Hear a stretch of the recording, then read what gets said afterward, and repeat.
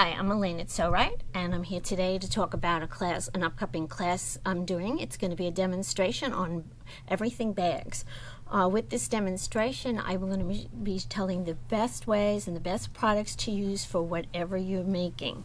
Okay, from thin straps to linings, what to put in a bag, what kind of handles to use.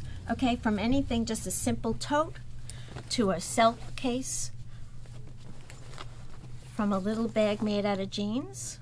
Okay, so the class is going to cover how to use magnetic snaps, how to use zippers, what interfacing makes the best bag for what you're looking for. Some of the bags have patterns, but some of them are bags that you just make yourself.